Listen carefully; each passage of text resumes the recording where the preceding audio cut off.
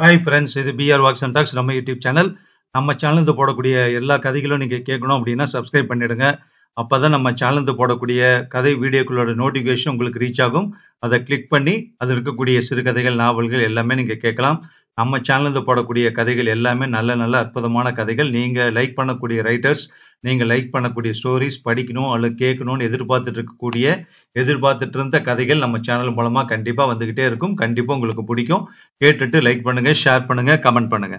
So இந்த வீடியோவில் கேட்கக்கூடிய கதை திரு சுஜாதா அவர்கள் எழுதிய மறுபடியும் கணேஷ் அப்படிங்கிற கிரைம் த்ரில்லர் நாவல்.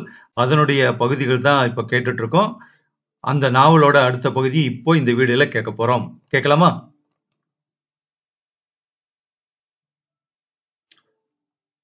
பகுதி 4, அத்தியாயம் 5. மறுதினம் மாலை வரை கணேஷுக்கு கோர்ட்டில் வேலை இருந்தது. வசந்தை சில விஷயங்களை விசாரிக்க அனுப்பியிருந்தான்.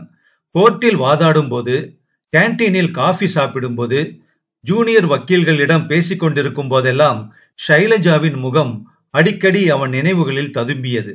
அந்த கைகள் ஏன் மூடியிருந்தன? அந்த கால் ஏன் மடங்கியிருந்தது? எதற்காக அவள் அந்த புத்தகங்களை வாங்கினாள்? எதற்காக என்னை மாலை வருமாறு அழைத்தாள்? எதற்காக சுருக்கிட்டு கொண்டாள்? ஆபீஸிற்கு திரும்பிய போது வசந்த் காத்திருந்தான். என்ன வசந்த், ஏதாவது கண்டுபிடிச்சியா? ஆமா பாஸ், நிறைய. சொல்லுடா. கணேஷ் ஒரு சிகரெட்டை பற்ற வைத்துக் கொண்டான். வசந்தை பார்த்தான். என்ன ஆர்வமுள்ள இளைஞன். ஒரு காலத்தில் என்னை தூக்கி சாப்பிடப் போகிறான். எம்எல்ஏக்கு படிக்கிறான். கராத்தே கற்றுக்கொள்கிறான். சொன்ன வேலைகளை செய்கிறான். பொடி நடையாக போய் ஒரு பெண் பிள்ளையை பிடித்து கொண்டு வா என்றால் கேள்வி கேட்காமல் போய் 15 நிமிடத்தில் சொன்ன விவரங்களுடன் அழைத்து வந்து விடுவான். வசந்த் கணேஷிடம் கூறினான். நீங்க கொடுத்த பட்டியல் படி விசாரிச்சேன் பாஸ். முதல்ல அந்த மாண்டிச்சோரி பள்ளி, அதுல சுப்புலட்சுமிங்கிற டீச்சர். பேரு தான் நல்ல, ஆனா ஆளு டாப்பு. அவ நம்ம சைலஜாவோட சிநேகிதியான். அவகிட்ட போய் அவ ஸ்கூல்ல டீச்சர் வேலை கிடைக்குமான்னு கேட்டிருக்கா. எதுக்குன்னு அவ கேட்டிருக்கா. மாறுதலுக்குன்னு இவ சொல்லி இருக்கா. அப்ளிகேஷன் ஃபார்ம் பூர்த்தி பண்ணி கொடு, உன்னோட ஹஸ்பண்ட் சிபாரிசு செஞ்சா கிடைக்கும்னு சுப்பு சொல்லி இருக்கா. சரி, ஒரு விஷயம் தெரிஞ்சுக்க மறந்துருப்பியே. மறக்கல பாஸ், டயந்தானே கேக்குறீங்க. சரியா 10:30க்கு வந்திருக்கா. 11:15க்கு கிளம்பி இருக்கா. கிரேட் வசந்த். அப்புறம் அந்த சுப்புலட்சுமிய சினிமாவுக்கு கூப்பிட்டிருக்கேன் பாஸ், வரேன்னு சொல்லி இருக்கா. ஆரம்பிச்சிட்டியாடா? அப்புறம் டிரைவர் பேரு தனபாண்டியன். மங்களூர் கணேஷ் பிடிக்கிறான். நட்ட நடுத்தெருவுல இச்சுன்னு முத்தம் கொடுத்தான்னு தந்தி பேப்பர் படிக்கிறான். அம்மாவும் ஐயாவும் சில வேளையில கார்லயே சண்டை போட்டுப்பாங்களாம். அம்மா பிடிவாதமா, ஐயா விட்டு கொடுக்கவே மாட்டாராம். ஐயாவுக்கு விஸ்கி வாங்கிட்டு வருவானா. முத நாள் கூட ஒரு பாட்டில் வாங்கிட்டு வந்து கொடுத்துருக்கான். சம்பள தினத்தன்னைக்கு டிரைவரை காலையிலேயே அனுப்பிச்சிட்டாளாம் ஷைலஜா. நான் வெரிஃபை பண்ணிட்டேன் பாஸ். அவன் நேரா ஆபீஸுக்கு போயிருக்கான். நாள் பூரா அவன் ஆபீஸ்ல தான் இருந்திருக்கான். அவன் மத்தியானம் போய் பயமுறுத்தி, அதெல்லாம் ரொம்ப ரிமோட், சாத்தியம் இல்ல பாஸ். அந்த கேரக்டருக்கும் பயமுறுத்தல் கடிதாசிக்கும் ஒத்து வரல. பின்ன எப்படி அந்த பேப்பர் ஷெட்யூல கிடைச்சுதான்? சமையல்காரன் போய் சொல்லி இருக்கலாம், அல்லது வேற யாராவது அங்க அதை போட்டிருக்கலாம். ஆனா டிரைவரா இருக்க முடியாது பாஸ். சரி சொல்லு, விஷயத்த மட்டும் சொல்லு, அபிப்பிராயத்தை நான் பாத்துக்க. அப்புறம் கான்டினென்டல் ஆபீஸ் ரொம்ப சூப்பர் பாஸ். சும்மா அப்படியே சன் மைக்காவும் கார்பெட்டுமா இழைச்சிருக்காங்க. பெரிய கம்பெனி. பியூனு டெரிகார்ட் ஷர்ட் போட்டுக்கிட்டு என்னை விட ஷோக்கா இருக்கான். பிரபாகர் ஆபீஸுக்கு வரல. ஆபீஸ் கொஞ்சம் சொரத்து இல்லாம தான் இருந்தது. பல பேருக்கு விஷயம் தெரிஞ்சு போயிருக்கு. பிரபாகர் ஆபீஸுக்கு போனேன். செம்மையா ஒரு ரிசப்ஷனிஸ்ட், பேரு பிரேமலதா. பேரே வாசன் அடிக்குது இல்ல பாஸ். அவளை எந்த ஷோவுக்கு கூப்பிட்டுருக்க? கிட்ட நெருங்க முடியல பாஸ். இங்கிலீஷ் பிரமாதமா பேசுது. பிபிசியில தான் அந்த மாதிரி இங்கிலீஷ் கேட்டிருக்கேன். இது நமக்கு உதவாது பாஸ். சுப்புலட்சுமி மாதிரி ஒரு ஷட்டப். நான் சொன்னதை செஞ்சியா? அதை சொல்லுடா பாஸ். உங்க மூளை இருக்குது பாருங்க, அதை அப்படியே முழுசா இன்ஷூர் பண்ணணும். எப்படி உங்களுக்கு தோணிச்சுன்னு ஆச்சரியமா இருக்கு பாஸ் எனக்கு. கணேஷ் சற்று பதட்டமானான். சொல்லுடா. முதல்ல உங்ககிட்ட எழுதிக்கிட்ட கேள்வி, அந்த ஆபீஸ்ல டைப்ரைட்டர் காத்ரேஜ் ஏபி வகையா? பதில் ஆம். அப்புறம் அதுல என்று கணேஷ் கேட்க, இருங்க பாஸ், அடுத்தது கேள்விக்கான பதில் ஆம். அதன் ஓ எழுத்து மட்டும் வேண்டும். Brilliant boss. அந்த பொண்ணு ஒரு ஃபைல் எடுக்க போயிருந்த போது அவ டைப் அடிச்சு வச்சிருந்த ஒரு லெட்டரை லபக்குன்னு போட்டுக்கிட்டேன். இந்தாங்க பாருங்க. கணேஷ் அந்த டைப் அடித்த காகிதத்தை பார்த்தான். A reference may please be made to. அந்த டூவில் இருந்த ஓ எழுத்தை கவனித்தான். ஷைலஜாவின் கடிதத்தின் உரையை எடுத்து அதில் ஸ்ரீராம் காலனி என்று காலனியில் இருந்த ஓ எழுத்துடன் ஒப்பிட்டான். இரண்டுமே ஓவின் வட்டம் தெளிவாக இல்லாமல் ஏறக்குறைய நிரம்பி இருந்தது. கணேஷ் யோசித்தான். இந்த அட்ரஸ் இந்த ஆபீஸ்ல இந்த டைப்ரைட்ல டைப் ஆயிருக்கு பாஸ் என்று வசந்த் கூறினான். கணேஷ் இன்னும் யோசித்துக் கொண்டிருந்தான். உடனே வசந்த், லெட்டரை டைப் அடிச்சது அந்த பெண்ணு பிரேமலதாவா இருக்கலாமா என்று கேட்டான். அதற்கு கணேஷ், வசந்த், அட்ரஸ் ஆபீஸ்ல டைப் ஆயிருக்கு, அந்த தினசரி பேப்பர் வீட்டுல ஷெட்யூல கிடக்கு. என்ன அர்த்தம் சொல்லு? மறுபடியும் டிரைவரா? அவன் ஆபீஸ்ல கொடுத்து அட்ரஸ் டைப் அடிச்சு, முட்டாளே, டிரைவர் இல்லடா, அது பிரபாகர். பிரபாகரா என்று அதிர்ந்து போனான் வசந்த். வீட்டின் அந்த கடிதத்தை கத்தரிச்சு ஒட்டி தயாரிச்சு ஆபீஸ்ல டைப் அடிச்சு, அந்த ஆபீஸ் எங்க இருக்கு சொல்லு? மவுண்ட் ரோட்ல பழைய பஞ்சாப் நேஷனல் பேங்க் பக்கத்துல. போஸ்ட் ஆபீஸ் என்ன? Mount road. பொண்டாட்டிக்க பயமுறுத்தல் கடிதாசு இவரே எழுதியிருக்காருடா. என்ன பாஸ் விஷயம்? கணவனுக்கு தெரியாம இருக்க விலை 10,000 தயார் செய்யு கணவனே மனைவிக்கு எழுதுறதாவது கொஞ்சம் உதைக்குது. இருந்தாலும் இப்படி யோசிச்சு பாரு. பிரபாகருக்கு அவ யாரையோ சந்திக்க போறான்னு லேசா சந்தேகம் ஏற்பட்டிருக்கலாம். அதை ஊர்ஜிதம் செய்யறதுக்கு இந்த மாதிரி ஒரு கடிதாசியை நினைச்சு அனுப்பிட்டு அவ 10,000 ரூபாய் தயார் செய்யறாளான்னு கவனிக்கலாம் இல்லையா? அந்த உத்தேசத்தோட இதை செஞ்சிருக்கலாம். பாசிபிள் தான், ஆனா கொஞ்சம் சுத்தி வளைக்குதே. சந்தேகத்துல கணவன் என்னவெல்லாம் செய்வான்னு நமக்கு சரியா தெரியாதுன்னு நினைக்கிறேன். நமக்கு கல்யாணம் ஆகல. இந்த ஒரு ஆங்கிள் தான். அதாவது அவளோட காதலன், அந்த ஆளு பேரு தயால், திருவல்லிக்கேணியில ஒரு வீட்டுல சைதோஜி லேண்ட்ல தங்கி இருக்கான், தாடி வச்சுக்கிட்டு. எப்படா கண்டுபிடிச்ச? சிம்பிள். டிரைவர் நம்ம ஃப்ரெண்ட் இல்ல தனபாண்டியன், அவனை விசாரிச்சேன். அம்மாவை ஒரு தடவை சைதோஜி லேண்ட்ல ஒரு வீட்டுல கொண்டு போய் விட்டுருக்கான். இறங்கிட்டு நீ போய் வாடான்னு சொல்லி அனுப்பியிருக்காங்க. அது ஐயர் வீடு. 2 பொண்ணு. ஒருத்தி SSLC படிச்சுட்டு ஷார்ட் ஹேண்ட் டைப்ரைட்டிங் கத்துக்குது. அப்பவே 36 சைஸுக்கு வளர்ந்திருக்கு. தயால் தயால் அத பத்தி சொல்லு என்று அவசரப்படுத்தினான் கணேஷ். தயால், ஓஎஸ், அந்த வீட்டோட ஒரு அறையில எடுத்துக்கிட்டு தங்கி இருக்கான். பூட்டி இருந்தது. வெயிட் பண்ணேன் பாஸ். 3 மணிக்கு குளிக்காம லைலா மஜ்னு மாதிரி வந்தான். விசாரிச்சேன். ஷைலஜான்னு சொன்னப்புறம் பல்ப போட்டாப்ல பிரகாசம் ஆயிட்டான். நேத்துக்கு வீட்டுக்கு போன் பண்ணானா, ராங் நம்பர் வந்துச்சான். அப்புறமும் போன் பண்ணியிருக்கான். Engaged engaged engaged. சென்ட்ரல் ஸ்டேஷன்ல போய் காத்துட்டு இருந்துட்டு போர்ட்டர் எல்லாம் தூங்கின அப்புறம் திரும்பி வந்திருக்கான் வீட்டுக்கு. வீட்டுல வந்து படுத்துட்டு 9 மணிக்கு தான் எழுந்திருந்திருக்கான். உடனே சைலஜாவை பார்க்க குளிக்காம கிளம்பி இருக்கான். அங்க போனா வீடு பூட்டி இருந்திருக்கு. எங்கெல்லாமோ தெரிஞ்சிட்டு திரும்ப களைச்சு போய் வீட்டுக்கு வந்திருக்கான். அந்த பொண்ணு பேரு வனஜா. விஷயத்த அவங்கிட்ட சொன்னியாடா? சொன்னேன் பாஸ். அவனுக்கு ஏறக்குறைய ஹார்ட் அட்டாக்கே வந்துருச்சு. சைக்கிள் ரிக்ஷால ஏத்தி டாக்டர் கிட்ட கொண்டு ஆசுவாசப்படுத்தி எங்க எங்க அவன்னு அசம்பாவிதமா கேட்டான். இங்க இப்ப போகாதரா, போய் ஒன்னும் ஆக போறதில்ல. போஸ்ட்மார்ட்டம் எல்லாம் நடந்து முடிஞ்சு பொட்டலமா கட்டி இருப்பாங்க. ஹஸ்பண்ட தான் பார்க்க விடுவாங்க, அவரு தான் பார்க்க முடியும். இப்ப நீ போய் பார்த்தா கலவரம் ஆயிடும். நீ சும்மா வீட்டுல உட்காந்துக்கிட்டு கவிதை எழுதிக்கிட்டு இரு. எழுதுவானாம் பாஸ், அதான் சொன்னேன். போலீஸ்கார வந்து விசாரிச்சா உண்மைய சொல்லுன்னு லெக்சர் கொடுத்துட்டு வந்தேன் பாஸ். சரிதானே? சரிதான் வசந்த், வா போலாம். ராஜேந்திரனை போய் பார்க்கலாம். பாஸ், இந்த கேஸ்ல இதுக்கு மேல ஏதாவது இருக்கா என்ன? சரி, புருஷனே லெட்டர் எழுதிட்டான். இல்ல டிரைவர், ஏன் அந்த பிரேமலதா, லவ்லி நேம். யார் என்னதான் செஞ்சிருந்தாலும் இது ஒரு தற்கொலை கேஸ். அலையோ அலைஞ்சு தற்கொலைக்கு காரணத்தை கண்டுபிடிக்கலாம். இப்படி கணேஷ் கூற, அதுக்கு மேல என்ன பாஸ், நமக்கு என்ன வேலை அங்க?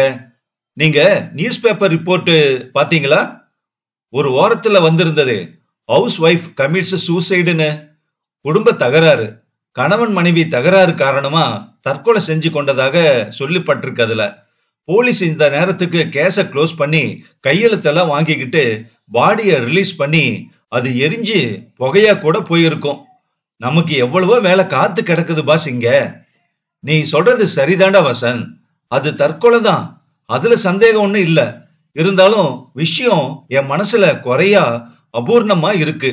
ஜஸ்ட் ராஜேந்திரனை போய் ஒரு தடவை பார்த்துட்டு, முடிஞ்சா அந்த பிரபாகரையும் ஒரு தடவை பார்த்துட்டு குட்பை சொல்லிடலாம். வாடா. அத்தியாயம் 6.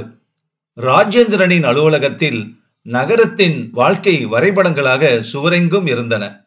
அவரின் மேஜையின் பின்னே கண்ணாடி அலமாரியில் குற்றவாளிகளின் மனோதத்துவம் பற்றி, இந்தியாவின் அரசியல் பற்றி, பொது அறிவு பற்றி, சட்டம் பற்றி, தண்டனை பற்றிய புத்தகங்கள் நிரம்பி வழிந்தன. மேஜையில் 2 டெலிபோன் இருந்தது. அதில் ஒன்றில் பேசி முடித்துவிட்டு, சொல்லுங்க கணேஷ் என்றார் ராஜேந்திரன். நீங்க தான் சொல்லணும். அந்த ஷைலஜா பிரபாகர் கேஸ் தானே? ராஜேந்திரன், போஸ்ட்மார்ட்டம் ரிப்போர்ட் வந்துருச்சா? வந்தது. பாக்குறீங்களா? புரியுமா? புரியும்னு நினைக்கிறேன். கணேசுக்கு புரியாத விஷயமா என்று ராஜேந்திரன் கூறி அந்த ரிப்போர்ட்டை நீட்டினார். அரசாங்கத்துக்கே உரிய பழுப்பு காகிதம், போட்டோக்கள். இறந்த ஷைலஜாவின் உடலில் நீளம் சென்டிமீட்டர்களில் இருந்தது. உடம்பு காயங்கள் எதுவும் இல்லை. கழுத்தில் 2 இடங்களில் ரத்தம் உறைந்து நீளமாகி தூக்கு கயிற்றின் இறுக்கம். இறந்த நேரம் சுமார் மத்தியானம் 1:30. இறந்ததின் காரணம் தூக்கின் இறுக்கத்தில் சுவாச குழாய் தடைப்பட்டு பிராணவாயு நிறுத்தப்பட்டு. கர்ப்பத்தின் அறிகுறிகள் இல்லை. பலாத்காரத்தின் அறிகுறிகள் இல்லை. வயிற்றில், உணவில் சந்தேகப்படும்படியாக எதுவும் இல்லை. தற்கொலை இது, கிளியர் என்றார் ராஜேந்திரன். ராஜேந்திரன், இந்த ரிப்போர்ட்ல ஒண்ணு கவனிச்சீங்களா? என்ன? கழுத்துல 2 இடங்கள்ல ரத்தம் வரைஞ்ச அடையாளம். ஏன், அதுக்கு என்ன? தூக்கு கயிறு ஒரு சுற்றுதானே சுத்தி இருந்தது. சில வேளையில அப்படி ஆகும்னு நினைக்கிறேன். முதல்ல ஒரு இடத்துல கயிறு இறுக்கி இருக்கும். கை கால் துடிக்கும். அந்த துடிப்புல எலும்பு முடிச்சில இருந்து நழுவி சுருக்கு கொஞ்சம் மேல் பக்கமா இறுக்கி இருக்கலாம். சாதாரணமா அந்த எலும்பு உடைஞ்சு போயிடும். அது இந்த கேஸ்ல உடையல. சுருக்கிலேயே பொறுக்க முடியாம இருந்திருக்கா அவ. வசந்தி எச்சில் விழுங்கிக் கொண்டு கழுத்தை தடவி கொண்டான். நான் பார்த்திருக்கேன் கணேஷ். கொலை தண்டனைக்கு தூக்கு போடுறப்போ டெரிபிள். ஜார்ஜ் ஆர்வெல் ஒரு தூக்கு தண்டனையை விவரிச்சு ஒரு கட்டுரை எழுதியிருக்காரு. தூக்கு மேடைக்கு போறதுக்கு நடந்து போறப்போ ஒரு இடத்துல ஈரமா இருந்துதான். பாவி பய, கால் நனைஞ்சிடுமேன்னு மிதிக்காம ஒதுங்கி போனானா. நான் பார்த்த கேஸ் எல்லாம் ராத்திரி எல்லாம் அழுவானுங்க, மூத்திர விடுவானுங்க. ஒருத்தன் சோன் பப்படி கொண்டு வாயான்னு கேட்டிருக்கான். இப்ப எல்லாம் தூக்குங்கிறதே அபூர்வம் ஆயிடுச்சு. 7-8 வருஷத்துல வெளியே விட்டுறாங்க. இந்த கேஸ்ல நான் கண்டுபிடிச்ச ஒன்ன உங்ககிட்ட சொல்ல விரும்புறேன். சொல்லுங்க கணேஷ். சொன்னா அத கேள்வி கேட்காம ஒத்துக்கிறேன். அப்படி இல்ல, அந்த கடிதாசி, இந்த பயமுறுத்தல் கடிதாசி, அத பிரபாகரே அனுப்பி இருக்காருன்னு நினைக்கிறேன். Is it interesting? எப்படி சொல்றீங்க? அட்ரஸ் டைப் அடிச்சிருக்கிற டைப்ரைட்டர் அவர் ஆபீஸ் டைப்ரைட்டர். அப்புறம் அந்த பத்திரிக்கை, வெட்டப்பட்ட பத்திரிக்கை, அவர் வீட்டு கார் ஷெட்டில் இருந்தது. என்ன இது, லண்டன் போனப்புறம் ஸ்காட்லாந்து யார்டு வேலையெல்லாம் ஆரம்பிச்சிட்டீங்க போல. எங்களுக்கு வேலை போயிடும் போல இருக்கே கணேஷ். சரி, மறுபடி சொல்லுங்க. கணேஷ் சொன்னான். வெயிட் எ மினிட், அந்த கடிதம் இருக்கா உங்ககிட்ட? கொண்டு வந்திருக்கேன். ராஜேந்திரன் அதை பார்த்தார்.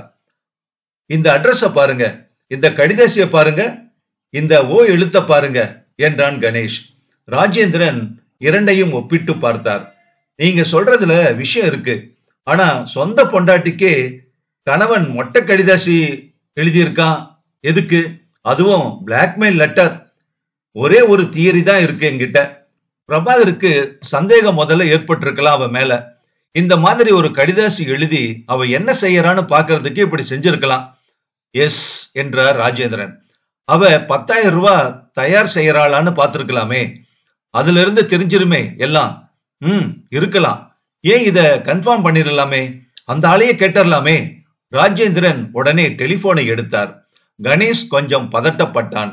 ஏதோ அவனாக மனசில் விவரித்துக் கொண்டு நினைத்து கொண்டது இது. நேராக பிரபாகரை குறிப்பிடும்படியாக இல்லை. ஒரு விதமான யூகம்தான். இப்போது ராஜேந்திரன் பிரபாகரை கேட்கப் போகிறார். என்ன சொல்வார்? சில்லி என்பாரா? ராஜேந்திரன் எண்களை சுழற்றினார். ஹலோ, மிஸ்டர் பிரபாகர் இருக்காரா? அவர் வந்தா போலீஸ் எஸ்பி ராஜேந்திரன் போன் பண்ணாரு. 663366க்கு உடனே போன் பண்ண சொன்னாருன்னு சொல்லுங்க. டெலிபோனை வைத்தார். வீட்டுல அவர் இல்ல. பாடிய எப்ப திருப்பி கொடுத்தாங்க ராஜேந்திரன்? மத்தியானம் 1 மணிக்கு. அந்த பொண்ணு சைடுல பெரிய குடும்பம், வயசான அம்மா, தம்பி தங்கைகள் எல்லாம் நிறைய இருக்காங்க. ஒரே கூச்சல், அழுக. இவர்தான் ரொம்ப ஆடி போயிட்டாரு. அப்படியே சில மாதிரி விக்கித்து போயிட்டாரு. பாவம் என்றான் கணேஷ். ராஜேந்திரனிடம் ஒரு சிப்பந்தி ஒரு விசிட்டிங் கார்டை கொண்டு வந்து கொடுத்தான். அதை பார்த்து விட்டு வர சொல்லு என்றார். பாருங்க கணேஷ், யார் வந்திருக்காங்க தெரியுமா? இப்ப மிஸ்டர் பிரபாகர். தலையை உயர்த்தி, வாங்க மிஸ்டர் பிரபாகர், நான் இப்பதான் உங்களுக்கு டெலிபோன் பண்ணிக்கிட்டு இருந்தேன். பிரபாகரின் உடைகள் கசங்கி, கண்கள் கலங்கி, முகத்தில் 2 நாள் தாடியுடன் சட்டை பட்டன்களை சரியாக போட்டுக்கொள்ளாமல் இருந்தார். கணேஷையும் வசந்தையும் பார்த்தார். நான் உங்களை பார்க்க வந்தேன் சார் என்றார் பிரபாகர். என்ன சொல்லுங்க? வசந்தையும் கணேஷையும் மறுபடி பார்த்தார். பரவாயில்ல, அவங்க இந்த கேஸ்ல சம்பந்தப்பட்டவங்க தான், நீங்க சொல்லுங்க. அவர் தயங்கி, என்னுடைய மனைவியோட தற்கொலைக்கு நானே ஒருவேளை காரணமா இருப்பேனான்னு என் மனசு அல்லாடுது சார். ஏன் ஏன் அப்படி சொல்றீங்க? நான் உங்ககிட்ட எல்லாத்தையும் சொல்லிடுறது என்னோட மனைவிக்கு நல்லதுன்னு நினைக்கிறேன். ஒரு அனாமதேய கடிதாசி எழுதினேனா? ராஜேந்திரன் கணேஷை பார்த்தார். கணேஷ் ஒரு தடவை அவர் பார்வையை சந்தித்து விட்டு மறுபடி பிரபாகரை பார்த்தாள். அந்த கடிதாசியில அவளை பயமுறுத்தி 10,000 ரூபாய் பணம் கேட்கிறாப்புல எழுதியிருந்தேன். உன்னுடைய கணவனுக்கு தெரியாம இருக்கிறதுக்குன்னு. எழுதியிருந்தீங்களா? இல்ல, ஒரு தமிழ் பேப்பர்ல இருந்து வார்த்தைகளை வெட்டி வெட்டி ஒட்டி அனுப்பியிருந்தேன். சொல்லுங்க. அத எதுக்கு அனுப்பிச்சேன்னு உங்ககிட்ட சொல்லிட விரும்புறேன். கொஞ்ச நாளாவே என் மனைவி மேல எனக்கு சந்தேகம் வந்துச்சு. எப்பன்னு தெளிவா தெரியல. 1 மாசமா இருக்கலாம். அவ எனக்கு துரோகம் பண்றாளோன்னு சந்தேகம். இந்த சந்தேகம் நெருப்ப முழுங்கி அது உள்ளுக்குள்ளேயே எரியறாப்ல. இந்த சந்தேகம் எந்த கணவனுக்கும் வரக்கூடாது சார். இத தாங்கிக்கிறது ரொம்ப ரொம்ப கஷ்டம். முதல்ல நான் நம்பல. அப்புறம் அவ நடந்துகிட்ட விதம், மூடி மறைச்சது, பொய் சொன்னது எல்லாம் சந்தேகத்தை வலுப்படுத்திருச்சு. ஆனா திட்டமா தீர்மானமா அத தெரிஞ்சுக்க முடியல என்னால. தவிச்சு போயிட்டேன். கடைசியில யாரோ பயமுறுத்துற மாதிரி ஒரு கடிதாசி எழுதி அனுப்புறதா தீர்மானிச்சுட்டேன். அத பார்த்ததும் அது உண்மையா இருந்தா விஷயம் ஒரு விதமா மோதலுக்கு வந்துரும். பொண்ணு என்கிட்ட சொல்லும்படியா ஆயிடும், இல்ல பணம் எடுக்க ஏற்பாடு பண்ணுவா. அதான் அந்த கடிதாசிய அனுப்பிச்சேன். அது போய் இந்த அளவுக்கு விபரீதம் ஆயிடுச்சு. அதை பார்த்து பயந்துகிட்டு தற்கொலை பண்ணிக்கிட்டா என்றார் பிரபாகர் நீளமாக. ராஜேந்திரன் கணேஷை பார்த்து கொண்டே, மிஸ்டர் பிரபாகர், இந்த கடிதாசிய நீங்க அனுப்புனது எங்களுக்கு தெரியும் என்றார். அப்படியா? எப்படி என்றார் ஆச்சரியத்துடன்.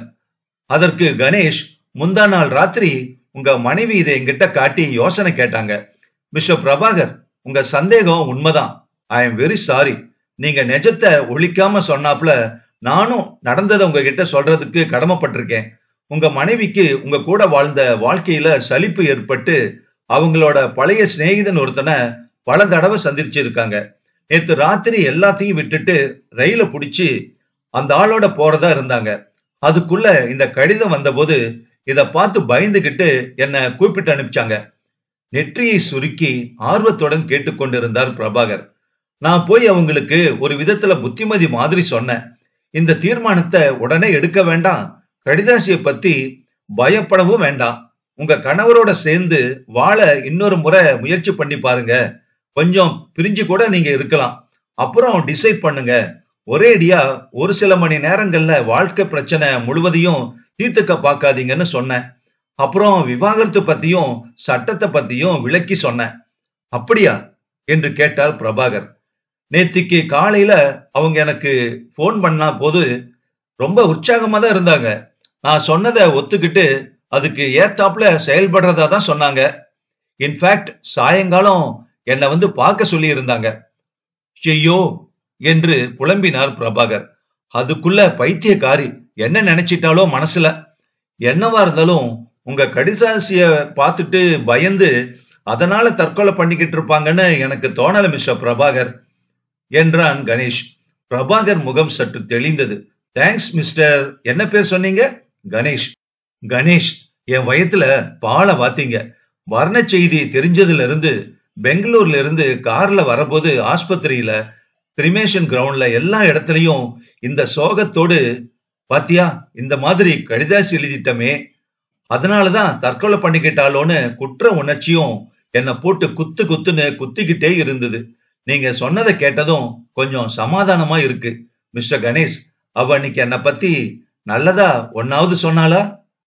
கணேஷ் சற்று தயங்கி இல்ல சொல்லல என்றான். உடனே ஆனா திட்டவும் இல்ல உங்கள. பொதுவா நீண்ட கால திருமண வாழ்க்கையில ஒரு அலுப்பத்தான் அவங்க வார்த்தைகள்ல நான் பார்த்தேன் என்றான். பிரபாகர் நீண்ட பெருமூச்சு விட்டார். ராஜேந்திரன், மிஸ்டர் பிரபாகர், நீங்க என்ன சொல்றீங்க? என்ன காரணத்தினால அவங்க தற்கொலை பண்ணிக்கிட்டாங்கன்னு என்று கேட்டார். என்னத்த சொல்ல முடியும் சார், அவ கொஞ்சம் மூடி டைப் தான். இருந்தாலும் நான் அவளை ரொம்ப வசதியா தான் வச்சுக்கிட்டு இருந்தேன். குழந்தை இல்ல, குழந்தை பிறக்கல. அந்த குறைய நான் பெருசா எடுத்துக்கல. அவ எடுத்துக்கிட்டு இருந்திருக்கலாம். அப்புறம் நான் அவளை திட்டினதே இல்ல, கொடுமைப்படுத்தினதும் இல்ல. என்னத்தையோ மனசுல வச்சுக்கிட்டு என்ன விட்டுட்டு வேற ஆண் பிள்ளைய தேடி இருக்கா. கணேஷ் சொன்னதுல இருந்து பார்த்தா அவ அவங்கிட்ட போயும் இருக்கா, அவனோட ஓடி போகவும் முடிவு பண்ணி இருக்கா. அதுக்குள்ள அதோட நடுவுல ஒரு குற்ற உணர்ச்சியும் ஏற்பட்டு இருக்கலாம். என்ன இருந்தாலும் இந்து பொண்ணுக்கு கல்யாணத்தை விட்டு அந்நியமா உறவு தேடுறதுல அசாத்தியமா குற்ற உணர்ச்சி இருக்கதானே இருக்கும். அந்த குற்ற உணர்வு தான் அவளை அந்த மாதிரி விபரீதத்துக்கு துரத்தி இருக்கு. வேறு எப்படி இருக்க முடியும் என்று சலிப்புடன் சொன்னார். நீங்க சொல்றதுல பாயிண்ட் இருக்கு பிரபாகர். அது ஒரு சாத்தியமான காரியம்தான் மிஸ்டர் பிரபாகர். ஒரே ஒரு கேள்வி உங்ககிட்ட, தப்பா நினைச்சுக்காதீங்க. உங்ககிட்ட அவங்க நேர்ல இந்த விஷயத்தை பத்தி சொல்லி இருந்தா நீங்க எப்படி எடுத்துக்கிட்டு இருப்பீங்க? த கொஸ்டின் இஸ் ஹைபோதெட்டிக்கல் என்றான் கணேஷ். எப்படி எடுத்துக்கிறது? என்னை விட்டுட்டு போறேன்னு சொன்னா ஒளிஞ்சு போனுதான் சொல்லி இருப்பேன். பாசாங்கு பண்ணிக்கிட்டு உயிர் வாழ்றதுல என்ன லாபம் சொல்லுங்க? என்னுடைய அதிர்ஷ்டம் அவ்வளவுதான் என்றார் பிரபாகர். ராஜேந்திரன் உடனே, உங்களை காலையில நான் கேட்கல, ரொம்ப சோகத்துல இருந்தீங்க, இப்ப கேட்டரலாம்னு பாக்குறேன். நீங்க விஸ்கி சாப்பிடுவீங்களா? ஏன் ஏன் சார் என்றார் அவர். இல்ல, ஒரு பாட்டில பார்த்தேன். பர்மிட் இருக்கா உங்ககிட்ட? இருக்கு. இனிமே அதானே எனக்கு தோண. ஜாஸ்தி குடிக்காதீங்க மிஸ்டர் பிரபாகர். போறவங்க போயிட்டாங்க, அதுக்காக இருக்கிறவங்க உடம்ப கெடுத்துக்க வேண்டாம் பாருங்க. சரி, நான் வரட்டுமா சார்? மேல ஏதாவது விசாரிக்கணும்னா எப்ப வேணும்னாலும் எனக்கு போன் பண்ணுங்க. Always at your disposal. சரி, வாங்க. வரேன் மிஸ்டர் கணேஷ். வரேன் மிஸ்டர், இந்த இளைஞர் பேரு தெரியல, வசந்த். அவர் சென்றதும் ராஜேந்திரன் கணேஷிடம், well what do you think என்று கேட்டார். அவர் கொடுத்த வியாக்கியானம் தான் ஏறக்குறைய பொருந்துகிறது. யோகியமாக நேரே வந்து உங்ககிட்ட நான் தான் கடிதாசி எழுதினேன்னு சொன்னது எனக்கு பிடிக்கு.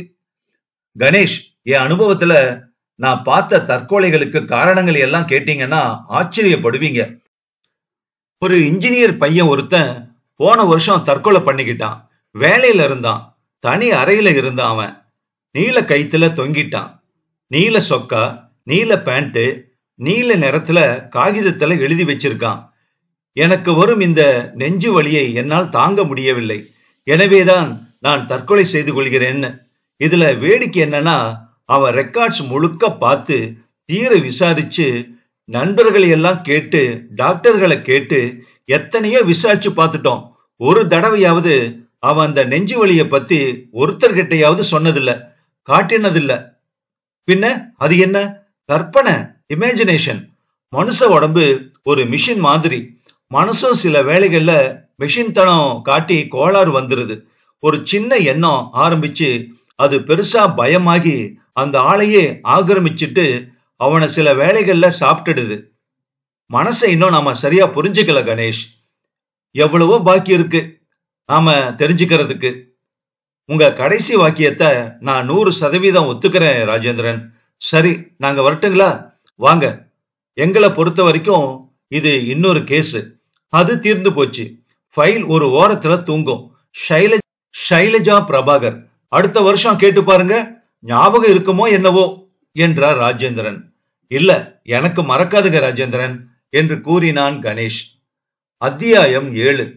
கணேஷும் வசந்தும் ஒரு உடுப்பி ஹோட்டலுக்கு சென்று அகலமாக மசாலா தோசை சாப்பிட்டு விட்டு ஸ்ட்ராங்காக காஃபி குடித்து விட்டு திரும்ப ஆபீஸுக்கு சென்றார்கள். கணேஷ் காரிலேயே தூங்கினான். விழித்தான். வசந்த் போல தானும் ரெக்ஸ்ட்ரின் அடிக்க வேண்டியதுதான் என்று யோசித்தான். ஷைலஜா பிரபாகர். ராஜேந்திரன் சொன்னது ஒரு விதத்திலே சரியே. நாளைக்கு சைலஜா கொஞ்சம் மனதில் இருந்து தேய்ந்து போவாள். நாளன்றைக்கு இன்னும் கொஞ்சம். அடுத்த வருஷம், அதற்கு அடுத்த வருஷம் இருந்தும் அந்த சாவி துவாரத்தின் ஊடே பார்த்த அவள் கால்களை, அந்த முதல் அதிர்ச்சியை அவனால் வாழ்நாள் முழுவதும் மறக்க முடியாது என்று தோன்றியது. வசந்த், சாப்டர் க்ளோஸ் என்றான் கணேஷ். நாளைக்கு இன்னொரு சாப்டர். அலைஞ்ச வெட்டிக்கு என்றான் வசந்த். இருவரும் அலுவலகத்துக்கு உள்ளே வர, அலுவலகத்தில் ஒரு இளைஞன் காத்திருந்தான். வசந்த் அவனை பார்த்ததும், பாஸ், அதுதான் தயாள். தயாள் நகத்தை கடித்துக் கொண்டு நின்று கொண்டும் நடந்து கொண்டும் சிகரெட் பிடித்துக் கொண்டும் இருந்தான். உட்காருங்க, ஒரு நிமிஷம் என்று கணேஷ் தன் அறைக்குள் வந்தான். வசந்த், இவன் எப்படி இங்க வந்தான்? இல்ல பாஸ், நான் தான் அட்ரஸ் கொடுத்திருந்தேன், ஏதாவது உதவி வேணும்னா வான்னு. போய் விசாரி, எனக்கு தலை வலிக்குது. வசந்த் வெளியே வந்தான். என்ன மிஸ் தயாள்? தயாள் உடனே, மிஸ்டர் வசந்த், என்னால தனியா ரூம்ல இருக்க முடியல. ஷைலஜாவோட தற்கொலைக்கு நான் தான் காரணம்னு நினைக்கிறேன். ஏன் அப்படி நினைக்கிறீங்க? நான் தான் அவளை வலுக்கட்டாயமா காண்டாக்ட் பண்ணி சந்திச்சேன். நான் தான் அவளுக்கு ஆசை காட்டினேன். அவளை இன்னொருத்தன் மனைவின்னு மதிக்காம அந்த சபல புத்திய பயன்படுத்திக்கிட்டு அவளை தொட்டேன், களங்கப்படுத்தினேன். அந்த குற்றம் தாங்க முடியாம தான் அவ தற்கொலை பண்ணிக்கிட்டு இருக்கணும். நாள் என்கிட்ட பேசுற போது கூட அவ மனசு அல்லாடிக்கிட்டு தான் இருந்திருக்கு. அந்த எளிய மனசுக்கு இவ்வளவு பெரிய பிரச்சனையை ஏற்படுத்தினது தாங்க முடியாம தான் தற்கொலை பண்ணிக்கிட்டான்னு என் மனசுல ஒரு குற்ற உணர்வு நிரம்பி தவிக்குது. இதுக்கு நான் என்ன பரிகாரம் செய்ய போறேன் வசந்த், சொல்லுங்க. மிஸ்டர் தயாள், நீங்க கவலைப்படாதீங்க. போறவங்க போயிட்டாங்க. எதுக்காக பண்ணிக்கிட்டான்னு இப்ப சிந்திக்கிறதுல பைசா பிரயோஜனம் இல்ல. நாம வாழ்க்கையில எவ்வளவோ தப்பு பண்றோம், எவ்வளவோ. தயாள் அப்போது ஒரு வினோதமான காரியம் செய்தான். 2 முஷ்டிகளையும் ஒன்று சேர்த்து கொண்டு மடேர் மடேர் என்று சுவற்றில் மிக ஆக்ரோஷமாக குத்தி கொண்டான். மறுபடி அந்த பகுதி முழுவதும் ரத்தம் இழந்து வெள்ளை வெளியேர் என்றாகிவிட்டது, நீல நிறமாகிவிட்டது. மை காட் என்று வசந்த் அவன் மேல் பாய்ந்து அவனை நிறுத்தி தள்ளினான்.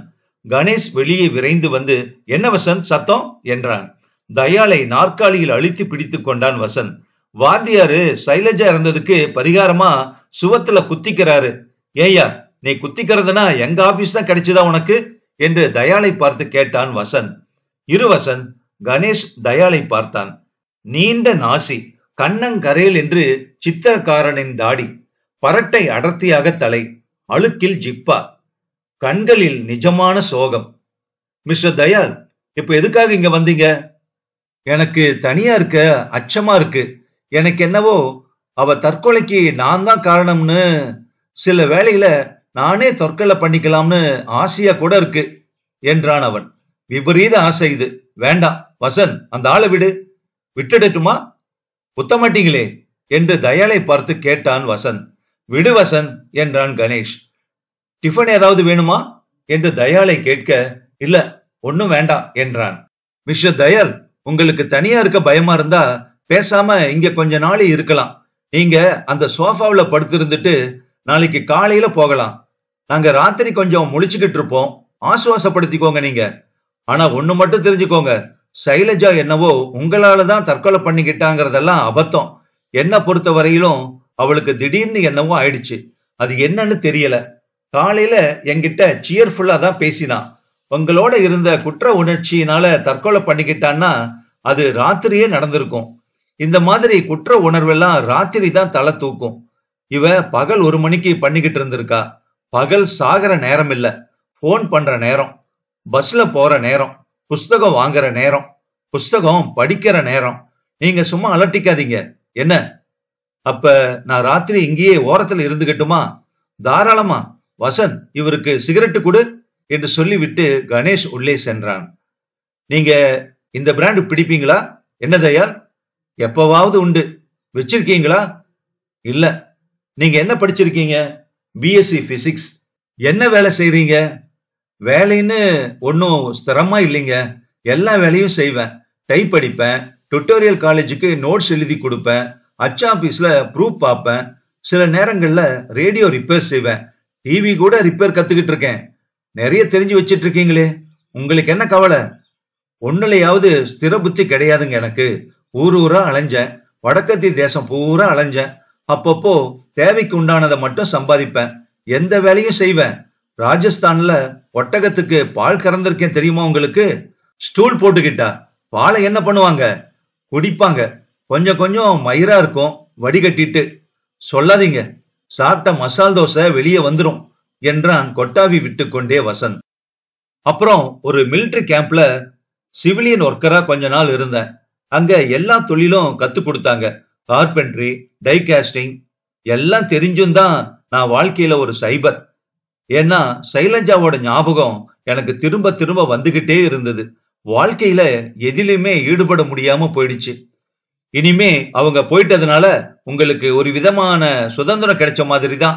இவ்வளவு வேலையில ஏதாவது ஒண்ணு செய்யலாம் நீங்க என்று வசந்த் சொன்னான். சைலஜாவ அவ்வளவு சுலபமா மறந்துட முடியுமா? சரி, தூங்குங்க தயால். கணேஷ் ரெஸ்ட் எடுத்துக்கிட்டு எழுந்திருப்பாரு.